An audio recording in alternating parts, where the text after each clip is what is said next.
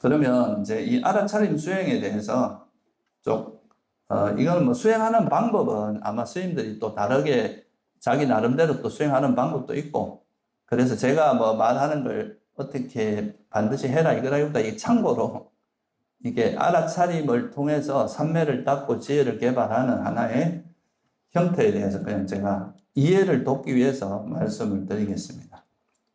아까 이건 이제 기본적으로 아까 좀 많이 말씀드린 거라서 기본적으로 앞에 서두는 팔정도, 중도라는 것은 팔정도를 닦는 거다. 이거는 올바른 견해와 청정한 계를 기반으로 해서 삼매를 닦고 그 삼매를 또 바탕으로 지혜를 개발하는 이런 수행이라고 보면 되겠죠. 그래서 이런 중도 수행을 실천하는 구체적인 방법론이 뭐라고 이야기하는 겁니까? 이제 적어도 우리가 팔정도 중에 이제 정령, 거기에 나오는 게 이제 구체적인 방법론이 우리가 가장 많이 알려진 게 사념처라고 하는 거죠. 그죠? 그 몸이, 신수심법, 몸이나 느낌이나 마음법에 대해서 계속 알아차리는, 아까 말씀드린 따라다니면서 관찰하는 것. 그걸 통해서 이제 우리가 지혜도 개발되고 삼매도 개발되고 하는 건데, 그거를 이제 뭐 관이라고 번역해도 되는데 그냥 저는 알아차림으로 번역을 하겠다 이렇게 말씀드리고, 그리고 이제 그걸 알아차리는 과정에서 이 공을 기반으로 해야 된다. 우리한테 경험되는 현상들을 내 것이라고 보거나 이걸 영원하다고 보거나 이렇게 보면 그게 자꾸 걸리니까 이걸 그냥 조건에 의해서 계속 변하는 그런 거라고 보면서 그냥 이 현상 자체가 있는 그대로 받아들이는, 있는 그대로 통찰하는 이런 것이 이제 기본이 돼야 된다는 이야기고. 그래서 아까 알아차림에 대해서는 기본적으로 좀 설명을 드렸고요. 그리고 알아차림을 할 때 우리가 너 지금 알아차림을 실천을 하면 뭘 해야 될지를 잘 모를 수가 있어요. 대상이 분명하지 않으면. 그래서 부처님께서도 그 대상을 분명하게 하기 위해서 신수신법이라는 4가지 대상을 딱 정해준 측면도 있거든요. 그 중에서 이 몸이라고 하는 것이 가장 우리가 알아차리기가 쉬운 대상이에요. 왜냐하면 몸은 만질 수도 있고 볼 수도 있고 느낄 수도 있으니까. 그래서 이 몸이라는 것을 기본으로 잡고 있으면서 몸을 알아차리다 보면 거기서 이제 몸에 머물지 못하고 돌아다니는 우리 생각들이 있을 거 아니에요. 그죠? 그러면 그거를 알아차리면 마음을 관찰하기가 훨씬 쉽습니다. 그러니까 무조건 처음부터 마음 알아차리려 하면 잘 알아차리기가 어렵거든요.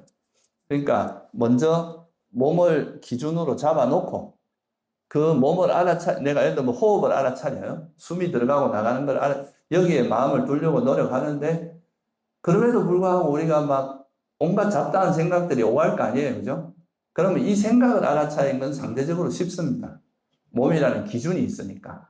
여기서 움직이는 이 생각을 알아차리는 거. 그래서 이 호흡을 방해하는 이 생각을 알아차리고 다시 숨으로 돌아오고 하는 이런 것이 가능하기 때문에, 그래서 이렇게 우리가 기본적으로 마음을 두고 뭘 해야 될지 모를 때 이제 마음을 항상 두고 있는 대상, 그런 걸 기본 대상이라고 이제 굳이 이야기할 수 있는데, 앉아 있을 때는 좌선을 할 때는 이제 호흡을 주로 이제 하라고 하고 있고, 호흡을 이제 기본 대상으로 삼고, 걷기 수행을 할 때는 발이 이렇게 움직이면서 발이 땅에 닿고 움직이고 하잖아요. 그죠? 그러면 발바닥, 발자국, 발을 왼발, 오른발 이거를 이제 기본 대상으로 삼는 게 자연스럽거든요. 그래서 이제 호흡 수행을 할 때는 예를 들면 이제 숨을 기반으로 삼고, 걷기 수행을 할 때는 발걸음을 이제 기본 대상으로 삼고, 일상에서는 저는 이제 수행을 3가지로 나누는데요. 호흡 수행과 걷기 수행, 그리고 일상 수행. 이제 호흡이나 걷기 수행은 그래도 좀 안정된 장소, 공간에서 하는 걸 이야기합니다. 스님들이 나중에 기회 되면 이제 태국이나 이런 데 가보면, 태국은 이제 꾸띠라고 들어봤어요? 이게 우리로 말하면 토굴입니다. 그런 집이 있으면 그 집 앞에 항상 한 2, 30보 되는 경행로가 있어요. 평지로 이렇게 닦아서 뭐 좀 잘 해놓은 데는 거기다가 이게 지붕을 만들어서 비가 와도 할 수 있게 해놨죠.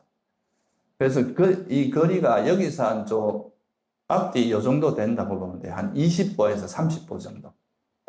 그 정도 되는 거리를 만든 다음에 좌선하다가 거기 나와서 이제 급기 수행으로 바꾸거든요. 급기도 하고. 그래서 그 꾸띠에 가면은 주로 이제 좌선과 경행을 할 수 있도록 잘 닦아놨어요. 미얀마는 그런 것은 잘 없는데 태국은 그런 게 항상 꾸띠 지을 때 그렇게 이제 세팅을 해서 하더라고요. 그래서 그 두 가지는 좀 수행을 좀 집중적으로 하는 케이스에 해당하고요. 근데 아까도 말씀드렸지만 일상에서 우리가 밥도 먹고요, 뭐 애불도 가고 뭐 지금 여기서 강원 생활 하다 보면 온갖 다양한 일들이 일어나잖아요, 그죠? 그럴 때는 좌선만 할 수도 없고 걷기만 할 수도 없어. 그러면 일상 속에서 수행할 때는 현재 자기 하는 그 몸의 행위가 있을 거 아니에요, 그죠? 밥을 먹을 때는 밥 먹는 행위, 씻을 때는 씻는 행위, 뭐 또 말할 때 말하는 거. 그런 현재 일어나는 거기에다 마음을 두면서 거기서 이제 내가 말을 할 때 내가 의도가 내 마음에서 이게 어떤 마음으로 말을 하는지 어떤 마음으로 행동하는지 이런 걸 살펴서 자기 마음을 정화해 나가는 이런 방식으로 이제 수행을 보통 하게 되는데요. 이렇게 일상에서 하는 수행은 좀 더 윗바사나에 가깝고요. 항상 뭔가 이제 대상을 하나에 딱 고정한다기보다는 우리가 어떤 행위를 하면서 거기서 번뇌가 일어나지 않게 하는 게, 불선한 마음이 일어나지 않게 하는 게 좀 더 중요하고, 그러니까 이제 좌선이나 극기 수행을 할 때는 그래도 뭔가, 마음에 우리가 이제 마음도 정화하지만 그래도 또 어느 정해진 대상에 마음이 잘 집중이 돼서 정해진 마음에 머물러 있는 그 힘을 기르는, 삼매의 힘을 기르는 이런 쪽으로도 개발을 하는 거죠. 그러니까 이 삼매와 지혜라고 하는 거는 사실은 동전의 양면 같은 겁니다. 지혜가 없는 삼매가 있을 수가 없어요. 지혜가 있어야 우리가 장애를 버리고 삼매에 들 수 있죠. 바른 삼매에 들 수 있다 그랬죠. 삼매가 없으면 지혜가 만약에 삼매가 없다는 말은 탐욕이나 성냄이 있다는 말이거든요. 그러면 그런 데서 무슨 지혜가 생기겠어요, 그죠? 지혜가 생기는 기본 조건은 우리 마음에서 탐욕이나 성냄이 없어야 이 사물을 있는 그대로 볼 수 있거든요. 그래서 이 삼매가 있어야 지혜도 생기고 지혜 없는 삼매가 있을 수가 없어요. 그래서 사실 삼매와 지혜는 항상 같이 개발될 수밖에 없는데 삼매를 닦는 거가 이제 주가 되고 이 지혜는 이 삼매를 개발하는 데 도와주는 역할을 하면은 사마타 수행이라고 이름을 하고 삼매가 받쳐주면서 지혜를 개발하는데 좀 더 초점이 맞춰지면 윗바사나라고 할 수 있어요. 그래서 이거는 어떻게 보면 이 손바닥이 양면이 있잖아요, 그죠? 내가 이게 손등을 드러낼 때는 손바닥이 어떻게 됩니까? 안 보이지만 손바닥이 없는 건 아니잖아요, 그죠? 지혜가 우리가 일상 속에서는 지혜가 막 적극적으로 작용하지만 이 지혜가 작용할 때 그 밑에는 삼매가 받쳐줘야 되거든요. 그러니까 이 삼매는 안 보이지만 찰나 삼매가 받쳐주고 있는 거예요. 근데 이제 호흡 수행이나 이런 거는 마음이 쫙 고여지면서 하나로 모여가는데 지금 드러나는 거는 굉장히 고요한 마음 상태고 집중된 마음 상태지만 여기에 뒷부분에 이 지혜, 이 번뇌를 놓아버리고 이 상태를 유지하는 지혜가 보이지 않게 작동을 하고 있다는 거예요. 그래서 이게 사실 삼매와 지혜는 따로 분리할 수 없다. 근데 이제 어디에 초점을 맞추냐에 따라서 사마타라고 할 수도 있고 윗바사나도 할 수 있다. 그래서 알아차림을 하는 방법은 두 가지로 설명이 가능해요. 그래서 우리가 사마타 방식이 있고 윗바사나 방식이 있어요. 그 사마타의 뜻은 뭐냐 하면은 이제 고요함이란 뜻입니다. 이 사마타가 원래 원어 뜻이 고요함, 맑음 이런 뜻인데 여기서 말하는 고요함은 어떤 고요함이겠어요? 그러니까 번뇌가 쉬어지면서 오는 고요함이겠죠. 그죠? 그래서 이거를 번뇌가 거친다고 해서 거칠 지자로 쓰기도 해요. 우리가 욕망이나 성냄에 화가 나면 막 마음이 들떠잖아요. 집착에 빠져도 생각이 막 움직이죠. 그런데 그런 게 쉬어져야 마음이 고요해지잖아요. 그죠? 그래서 이거는 사마타를 다르게 말하면 해로운 법들을 멈춘다는 의미에서 지라고 그러는 거죠. 지. 그칠 지자를 써서.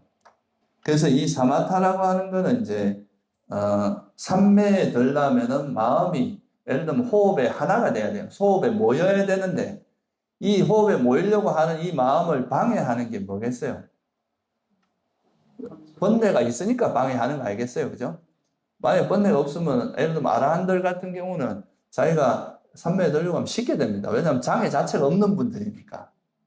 그러니까 이거는 삼매에 드는 게 너무 쉬워요. 근데 이제 그게 안 되는 보통 사람들은 뭘 하려고 하면 이 생각, 저 생각 뭐 대구도 갔다가 부산도 갔다가 뭐 이렇게 온갖 집을 뭐 몇 채나 부술 수 있단 말이죠. 그러니까 이게 이제 그런 거를 움직이게 하는 그 동력이 감각적 욕망이 주된 거고, 그리고 다른 해로운 법들인 거예요. 그래서 초선에 들기 위해서는 감각적 욕망과 해로운 법을 떨쳐버려야 되는 거죠. 그게 이제 삼매에 드는 이제 방법이고, 그러고 이제 삼매라고 하는 거는 마음이 하나 되는 거, 사마디의 뜻이 그거거든요. 사마디를 업력한 게 삼매잖아요, 그죠? 그러니까 이거는 그냥 원어 그대로 그러니까 업력을 한 겁니다. 그러니까 이게 뭐냐 하면 분해를 해보면 삼매는 그 마음을 하나를 가까이 두다 이런 뜻이에요. 하나로 두다. 그러니까 우리 마음을 호흡이라고 하는 그게 하나에 모으는 과정인 거죠. 그래서 이런 거를 우리가 그래서 이거를 그냥 뭐 한문으로는 심일경성, 마음을 하나에다 둔다 이렇게 하기도 하고 마음의 하나됨 이렇게 뭐 표현할 수도 있습니다. 뭐 좀 더 쉽게 이야기하면 집중이라고 표현할 수도 있죠. 근데 이제 집중이란 말이 가지고 있는 좀 뉘앙스가 좀 오해의 소지가 있어서 그 단어를 뺀 건데요. 어쨌든 그렇게 생각하면 됩니다. 그래서 이 사마타는 그 삼매를 닦는 게 그 주된 목적 중에 하나예요. 그러니까 마음이 하나로 모여가는 것. 그래서 이걸 통해서 선정에 들거나 선정에 들지 못하더라도 선정에 가까이 가는 근접삼매까지 정도를 개발하는 걸 보통 사마타라고 하거든요. 그러려면은 뭔가 생각이 하나로 모이기 위해서는 이 사마타 수행에서는 뭐가 필요하겠어요? 수행 주제가 정해지는 게 필요하겠죠. 그죠? 아무거나 해라 이런 마음이 모일 수가 없잖아요. 어디다 모아야 될지를 모르잖아요. 그죠? 근데 어떤 수행 주제가 딱 정해지면 그 정해진 주제에다 마음을 모아갈 수 있잖아요. 그래서 이게 청정도로이라고 하는데도 그렇고 우리가 니까야에 나오는 사마타 주제를 청정도론에서 정리하기는 총 한 40가지로 정리가 되어 있어요. 주제별로 따지면. 그래서 뭐 그걸 그냥 그런 정도가 있다는 거고, 그거는 뭐냐 하면 주제에 따라서 한 40가지 분류가 돼요. 뭐 부정관도 있을 수 있고 호흡수행도 있을 수 있고 자비수행, 자해수행도 있을 수 있고 뭐 가시나라고 하는 수행도 있을 수 있고 다양한 수행이 있을 수 있어요. 근데 이제 가장 많이 쓰는 게 이제 호흡수행인 거죠. 이거는 주제가 호흡이라고 하는 하나의 대상으로 우리 마음을 모아가는 거죠. 그래서 나중에 되면 이게 완전히 몰입된 그런 선정까지 갈 수 있는 주제가 하나로 되어 있으니까. 근데 발걸음, 걷는 거에서 발걸음해 주는 거는 발걸음은 약간씩 변하잖아요. 그죠? 걸을 때마다. 그러니까 이거는 완전히 몰입된 삼매에 들 수는 없어요. 그런데 이제 거의 근접에 가까이까지는 갈 수 있다 이거죠. 그래도 어쨌든 근접 삼매까지 가는 거는 사마타로 보기 때문에 우리가 사마타 주제는 근접 정도까지는 개발할 수 있어야 사마타라고 이야기합니다. 그래서 사마타 주제가 그 정도 되는 거는 크게 보면 한 40가지 정도가 되는데 그 중에서 가장 뭐 부처님 당시부터 지금까지 가장 많이 활용되는 게 이제 소위 말 호흡법이에요. 들숨 날숨에 대한 우리가 중국에서는 이걸 안반수의경이라고 하죠, 그죠? 안반이 뭡니까? 아나빠나예요. 아나빠나를 안반으로 번역한 겁니다. 수의라는 것은 이제 사띠를 수의, 우리 마음을 지킨다는 의미에서 수의로 번역하기도 하거든요. 그 아나빠나 사띠의 번역입니다. 그리고 이제 이게 사마타예요. 사마타는 정해진 주제가 있다는 게 또 하나의 특징이고, 이건 지혜를 통해서 그 정해진 주제에다 마음을 모아가면서 장애를 번뇌를 버려나가면서 자연스럽게 여기에 몰입돼 가는 이런 과정의 수행이고, 그러니까 이 사마타 수행은 하면 할수록 생각이 자꾸 줄어드는 방향으로 가야 되는 게 정상입니다. 하면 할수록 생각이 늘어가면 이건 수행이 잘못된 거예요. 점점 이렇게 생각이 정리되면서 정해진 주제로 마음을 모아가는 방식으로 하는 게 사마타고요. 위파사나는 주제를 정할 필요가 없어요. 굳이 주제를 정하는 것보다 현재, 아까 말했던 현재에 머무는 정도는 돼요. 현재 일어나는 대상에 좀 우리 주의를 기울이는 거죠. 지금 여기에 일어나는 거. 그러니까 이것도 순간순간에 지금 일어나는 거에 삼매 정도는 가능해요. 찰나 삼매는. 근데 이 위파사나는 뜻 자체가 뭐냐면 위가 뭐예요? 분리하다. 이렇게 뭐 자세히 보다 뭐 이런 뜻이에요. 그 다음에 파사나는 보다 이런 뜻. 그러니까 분리해서 보다, 자세히 보다 뭐 이런 뜻이라서 이거는 좀 지혜를 개발하는데 초점이 맞춰진 수행법입니다. 그러니까 이거는 알아차림을 하되 어느 하나의 정해진 대상에 우리 마음을 모아가는 게 아니라 우리가 경험하는 그 대상을 이해하는 데 목적이 있어요. 통찰하는 데. 내가 호흡이라고 하는 그 대상에 내 마음을 이렇게 계속 모아서 거기에 몰입하고자 하는 방향이 아니라 내가 이렇게 살다 보면 밥 먹을 때 내 마음이 어떻게 움직이고 뭐 예불 할 때 어떻게 움직이고 도반들하고 이야기할 때 마음이 어떻게 움직이고 이런 자기 현재 일어나는 그 행위 속에서 내가 이게 선한 마음으로 하는지 불선한 마음으로 하는지 이거를 파악하고 내가 경험하는 이 현상이 정말 오온일 뿐이고 이게 다 조건 발생이고 이게 내 거라고 하면 무상고무하구나 이런 통찰을 깊이 하게 그거를 이제 개발해 나가는 과정이라서 이 위파사나는 좀 하나의 정해진 대상을 딱 정하는 게 아니라 현재 내가 경험하는 것들의 물질과 정신 현상을 통찰하고 그거에 대한 이해를 깊게 하는 거죠. 그 이해가 통찰이 깊어지면 그게 정지정념이거든요. 정지정념이 깊어지면 번뇌도 버려질 거 아니에요, 그죠? 그러면 현재 일어나는 여기에 바로바로 이제 되고 지혜가 생기고 또 현재 내가 행동하는 게 올바른지 그런지 적당한지 적절하지 않은지 이거를 항상 지혜롭게 판단할 수 있는 이런 게 개발되는 겁니다. 그러니까 이 지혜가 있는 사람들은 어떤 행위를 할 때 쓸데없는 행위도 안 하고 적절한 행위를 하고 또 번뇌 없이 행동하고 이게 이제 몸에 배이는 거죠. 그렇게 하도록 지혜를 개발하는 거가 위파사나고 그러니까 사마타를 통해서 들어가는 거는 다른 이제 몰입산매나 근접산매거든요. 그러니까 몰입산매가 되면 색계 초선, 2선, 3선, 4선 이게 이제 대표적인 바른 산매고 여기서 무색계도 포함할 수 있어요. 근데 어쨌든 경전에서는 4가지 산매를 언급하고 있고요. 무색계도 넓은 의미로 보면 이게 이제 색계 4선에 색계 4선과 본질적으로는 다르지 않거든요. 그래서 색계 4선까지 언급했다 이러면 되고 그래서 사마타를 통해서는 일단 첫 번째 관문은 선정으로 들어가는 또는 근접산매로 가는 이게 이제 첫 번째 거고 그걸 통해서 다시 이제 지혜로 가긴 하지만 사마타 수행에서는 이제 산매가 주된 게 되고요. 근데 지혜를 닦을 땐 이 위파사나를 하다 보면 지혜가 성장하잖아요, 그죠? 이 지혜는 우리가 경험하는 그 물질과 정신 현상에 우리가 경험하는 현상의 본질이 물질과 정신일 뿐이고 오온일 뿐이고 이것은 조건 발생이고 그래서 이거는 무상하고 괴로움이고 무하라는 이런 통찰이 깊어지는 게 중요해요. 그래서 이 두 가지의 차이가 그런 데 있다. 그렇게 무상고무의 지혜가 깊어지면 이제 번뇌 이 오온에 대한 집착이 멀어지는 게 여모의 지혜고 그 여모의 지혜가 생기면 이제 애착이 완전히 버려지는 걸 이욕이라고 하거든요. 그래서 그렇게 해서 지혜가 성장해서 나중에 깨달음으로 이어지게 하는 게 주된 목적인 거죠. 위파사나는. 이 두 가지 차이가 이해되시죠? 그죠?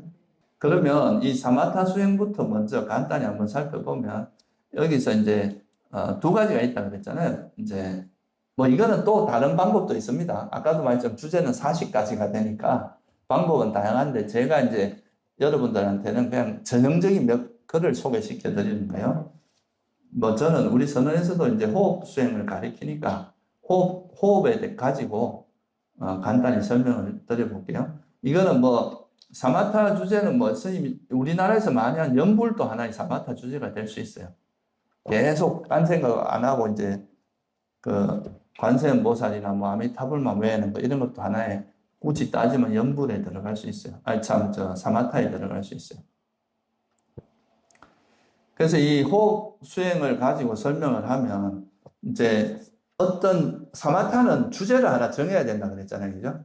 그러면 이제 내가 앉아서 할 때 이 숨이 들어가고 나가는 여기에다가 내가 주의를 기울이고 이것만 알아차리려고 노력하는 게 첫 번째 이제 주제를 정하면서 노력을 하는 거예요. 근데 그렇게 하다 보면 생각이 그냥 숨에만 머물러 있으면 너무 좋겠죠. 그죠? 딴 생각 없이 그냥 숨만 내가 이것도 이제 내 마음대로 안 되는 것 중에 하나인 거죠. 딴 생각 일어나지 말고 숨만 알아차려. 이렇게 명령하면 돼야 되는데 그게 안 되죠. 그죠? 그래서 숨을 알아차려고 하는데도 뜻대로 안 되고 생각이 계속 요동을 치게 됩니다. 그 요동치는 이유가 뭐냐? 그 요동치게 하는 대표적인 마음 상태가 바로 뭐라고 보냐면 장애라고 보는 거예요. 이 장애는 빨리어로 니와라나라고 하는데요. 이 뜻 자체가 이제 덮다는 뜻이에요. 덮다. 마음을 덮어버린다. 그래서 이거를 중국에서는 이걸 진짜 원어 그대로 번역해서 오개라고 번역했어요. 덮을 개자 써가지고. 근데 마음을 덮는다는 것은 뭐를 의미하냐면 우리 마음이 정상적으로 작동을 못하게 하는 뜻이겠죠. 요즘 말로 하면은 이제 컴퓨터에 뭐 바이러스가 끼면 컴퓨터가 제 역할을 못 하잖아요. 그죠? 그런 것처럼 우리 마음에 바이러스 같은 역할을 하는 거예요. 우리 마음을 이렇게 오염을 시켜가지고 마음이 정상적으로 작동을 못하게 하는 게 장애입니다. 근데 이 번뇌는 뭐 장애는 되게 다양할 수 있는데 그 중에서 가장 대표적으로 이런 삼매나 지혜를 닦는데 방해하는 요소를 가장 이제 대표적인 걸로 5가지를 드는 겁니다.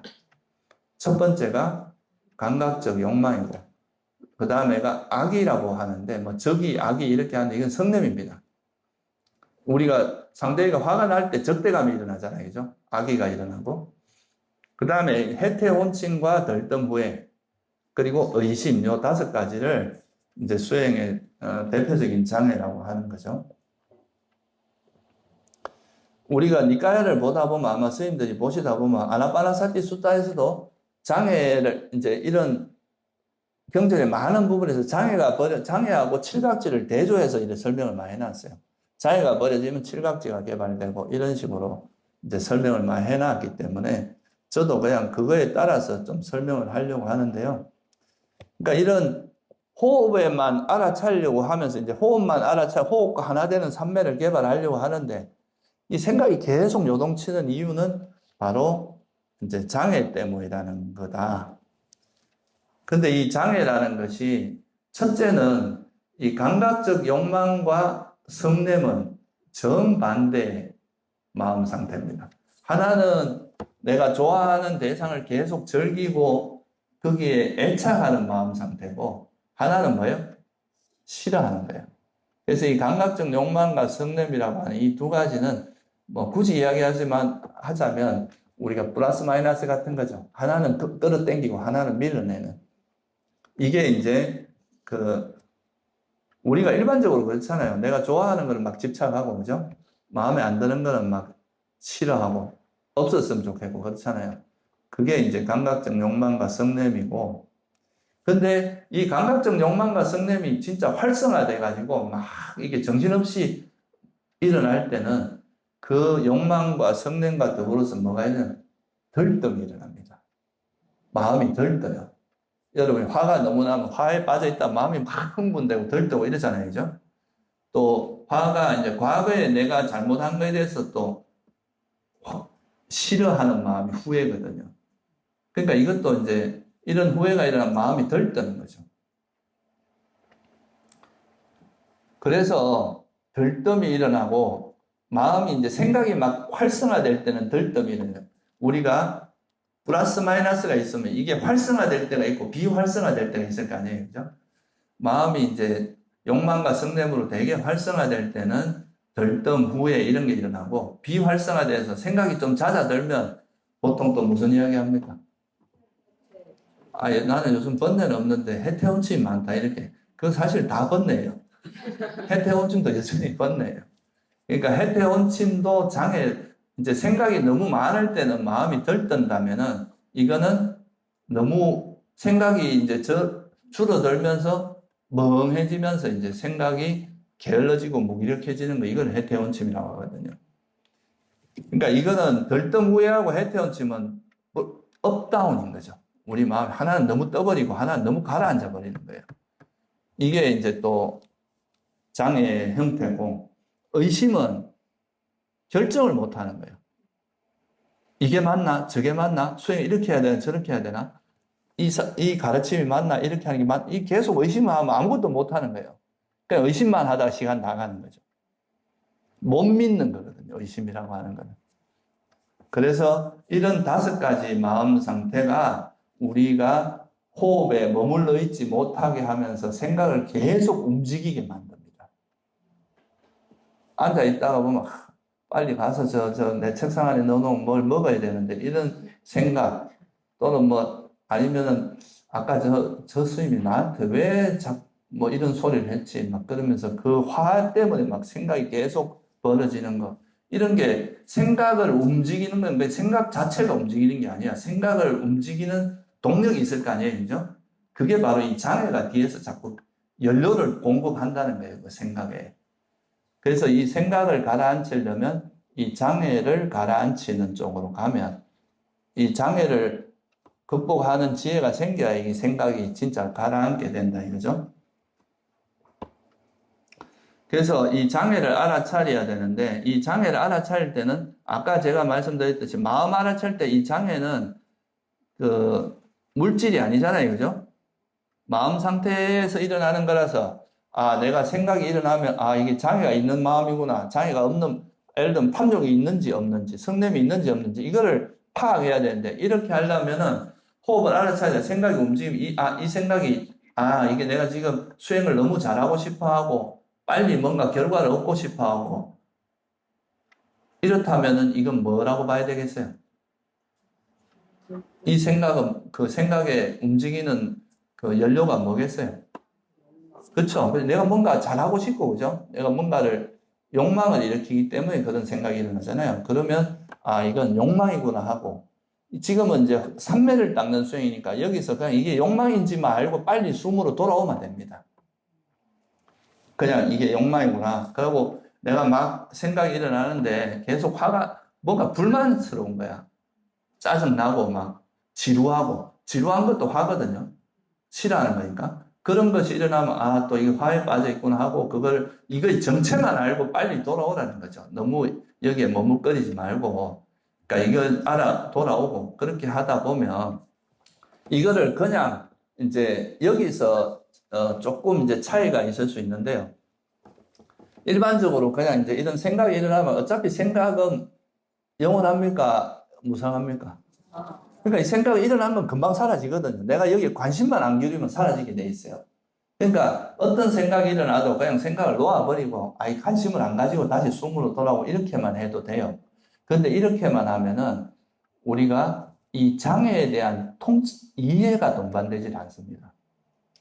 그냥 무조건 생각은 번뇌, 이거 삼매를 방해하니까 하고 생각을 그냥 관심 없고 그냥 무조건 놓아버리고 숨으로만 돌아오고 이렇게 해도 삼매는 빨리 닦일 수 있는데, 그렇게 하면은 우리가 내 마음이 왜 생각이 일어나는지에 대한 그 이해가 없어지고, 내가 결국은 이런 이제 그 삼매가 잘 안 닦이는 이유가 내 마음이 평소에 이런 마음들 때문에 안 닦인다는 것에 대한 이런 통찰이 잘 이어지지가 않습니다. 그러기 때문에 그냥 이렇게 숨으로 돌려서 집중만 하는 거는 아까 앞에서 제가 계속 말씀드렸지만 선과 불선에 대한 이해가 없이 그냥 집중력만 좋아지는 거예요. 집중은 좋아집니다. 그런데 내 마음에 대해서 이게 선인지 불선인지, 이 마음을 뭐가 방해하는지 이런 거에 대한 이해는 없는 거죠. 근데 우리가 이런 장애에 대해서 좀 이해를 하고 또 끝나고 나서 수행이 끝나고 나서 이 나한테 어떤 장애가 일어났는지 이런 거에 대해서 좀 돌아보는 시간을 가지다 보면 아, 내가 지금까지 호흡 수행할 때 내 수행을 방해하는 이유가 이런 거였구나 하는 거를 이제 스스로가 하나하나 아, 내가 수행할 때 이래 욕심이 많이 앞서는구나. 또는 또 내 뜻대로 안 되면 화를 많이 내는구나. 주변의 어떤 조건에 대해서 내가 굉장히 민감하다는 거. 뭐 이런 다양한 의심이 많다거나 또 해태 원칙이 많다거나 이런 것들에 대해서 자기의 어떤 마음 상태를 좀 이해하면서 아 이런 건 그러면 이런 마음이 일어날 이런 것들은 어떤 식으로 극복하면 내가 잘 극복이 되고 이제 다시 마음이 쉬어지면서 삼매에 들어갈 건지 이런 거에 대한 노하우가 따라오거든요.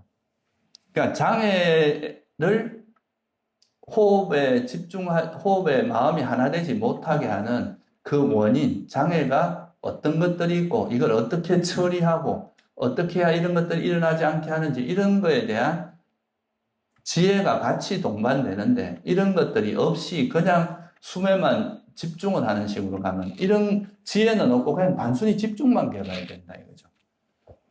그러니까 이거는 나중에 왜 그런 게 문제가 되느냐 하면, 이렇게 돼서 수행이 잘 되면 이 잘 되는 거에 대한 또 애착이 달라붙거든요.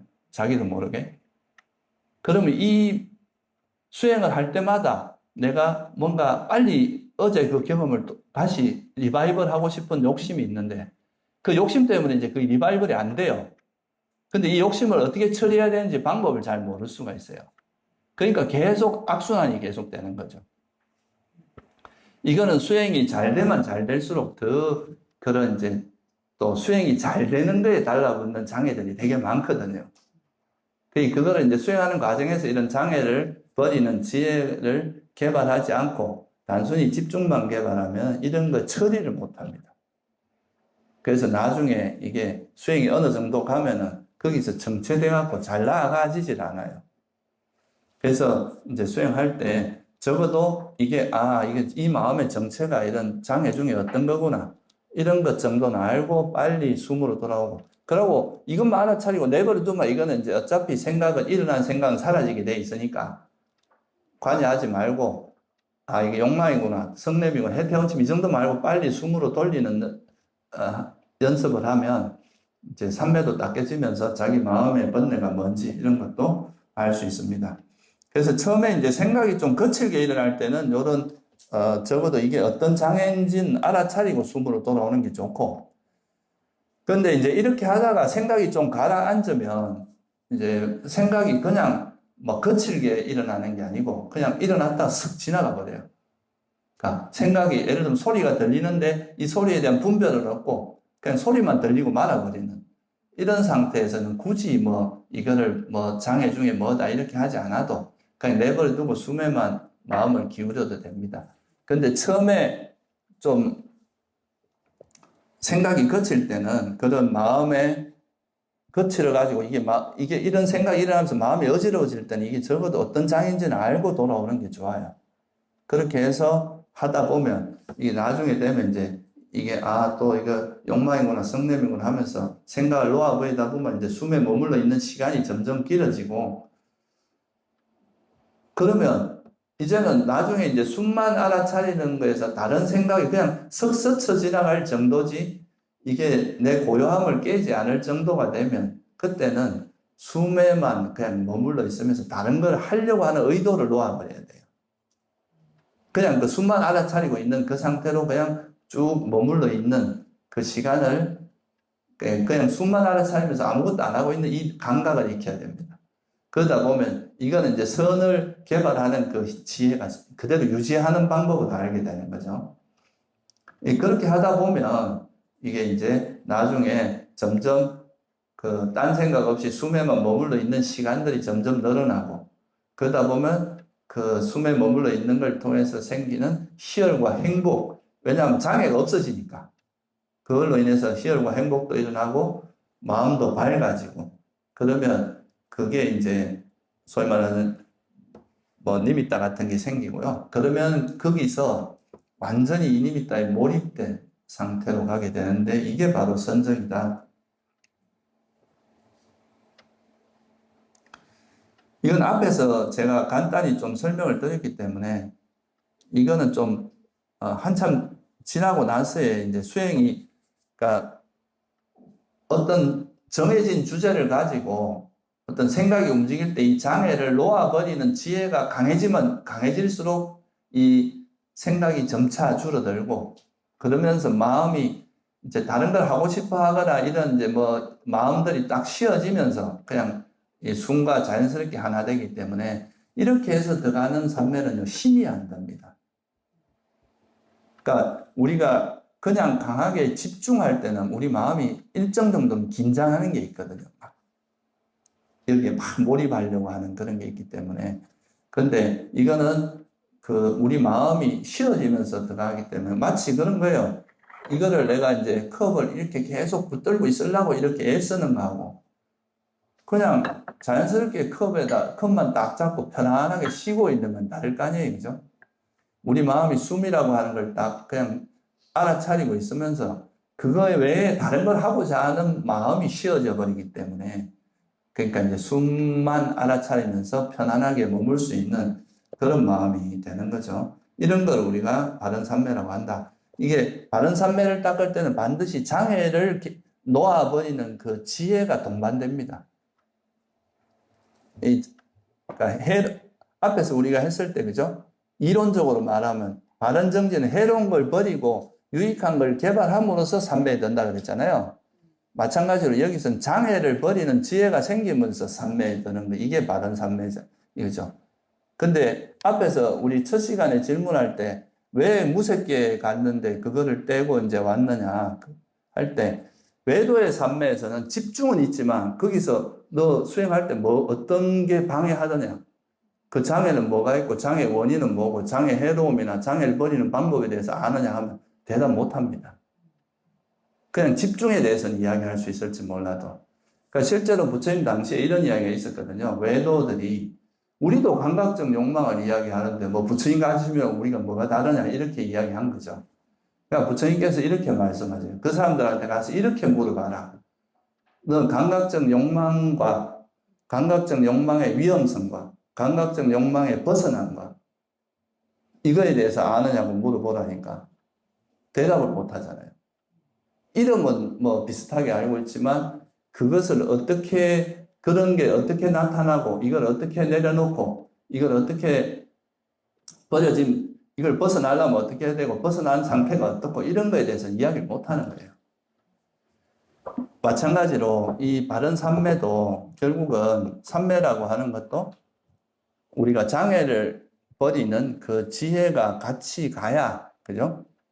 이 장애를 버리는 이런 지혜를 개발돼서 이 지혜를 통해서 장애를 내려놓음으로써 쉽게 말하면 이 장애가 우리 마음을 계속 들뜨게 하고 뭐 집착하고 화내고 이런 건데, 이런 게 없어지면서 마음이 아주 편안하고 편안하면서도 집중되고 고요한 그런 마음으로 되면서 이렇게 삼매에 드는 상태이기 때문에, 이거는 지혜가 같이 개발되고 그러면서 이제 이 선정을 기반으로 해서 앞에서 말한 그런 반조를 통해서 깨달음에 이를 수도 있다. 이렇게 이해할 수가 있는 거겠죠. 그죠? 그래서 이게 이제 그 바른 삼매의 정의고요. 사실 이 바른 삼매를 이해하는 것은 수행에서 불교 수행의 좀 특색을 이해하는데 상당히 좀 중요한 부분입니다. 그래서 초선에 들면 이제 일으킨 생각, 아까 이렇게 나왔죠? 뭐, 감각적 욕망을 완전히 떨쳐버리고 해로운 법을 떨쳐버린 뒤 일으킨 생각과 지속적 고찰이 있고 희열과 행복이 있고, 일으킨 생각과 지속적 고찰이 있고 떨쳐버렸음에서 생긴 희열과 행복이 있는 초선에 들어머문다, 이렇게 나왔잖아요.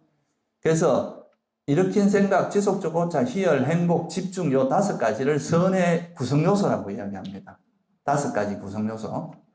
그러니까 초선에는 이 5가지 요소가 있어야 초선에 들 수 있어요. 그러니까 감각적 욕망과 해로운 법을 떨쳐버리는 것은 조건이고, 그걸로 인해서 이제 초선에 들면 요 5가지 선의 구성 요소가 있는데, 이 중에서 일으킨 생각과 지속적 고찰을 버리고 희열과 행복과 집중만 있는 선정이 될 수 있어요. 그게 이선정입니다. 그리고 희열과 행복, 집중 중에 희열이 좀 더 거칠고 행복과 집중이 좀 더 고요하니까 희열을 버리고 행복과 집중만 있는 선정이 들면 색계 3선정이에요. 그리고 희열, 행복과 집중 대신에 행복 대신에 평온한 느낌으로 바꿔요. 그러니까 평온한 느낌과 집중만 있는 선정이 되는 게 색계 4선정입니다. 그래서 색계 선정은 이래 선의 구성 요소를 변화시킴으로써 선정에 드는 게 바로 색계 선정이고요. 이것까지 다 설명을 드리기에는 좀 한계가 있어서 그냥 그 정도로 이해하시고요. 그리고 이제 아까 선정 후의 반조, 이거에 대해서는 미리 말씀을 드렸어요. 한번.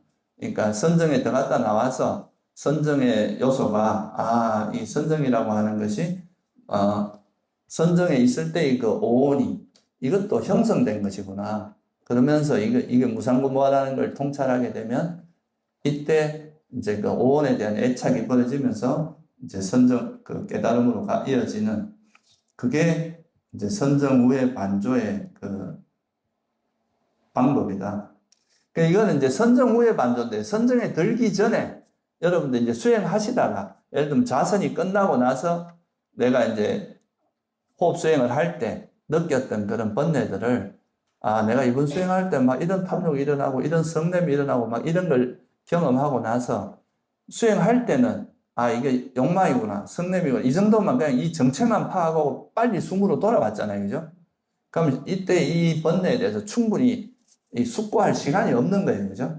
그러니까 이건 알아차리고만 돌아오니까.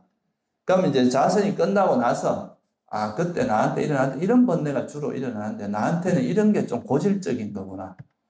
이러면서 자기의 어떤 번뇌를 돌아보고 나한테 어떤 번뇌들이 주로 일어났고 이런 번뇌들이 어떻게 버렸고 어떻게 하니까 또 이 버려지니까 어떤 마음이고 이런 걸 한번 체크해 두는 시간이 이제 그 수행 후에 반조하는 시간이다. 이거는 이제 수행을 하고 나서 그냥 그거를 넘어가는 게 아니라 그 수행을 어떻게 했는지를 내가 체크해 두는 겁니다. 그럼 다음에 수행할 때 활용할 수 있잖아요. 그죠? 그거를 이제 반조라고 하는데 이 반조는 일종의 지혜를 개발하는 거라고 볼 수 있어요.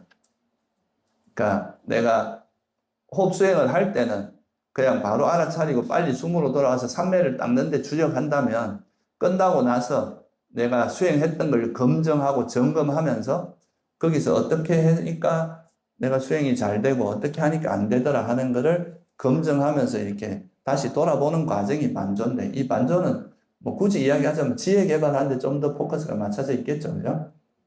그렇게 해서 이제 수행을 하는 게 이게 사마타 수행인데요. 근데 이제 이런 사마타 수행을 할 때 가장 방해하는 게 장애라 그랬잖아요. 그죠?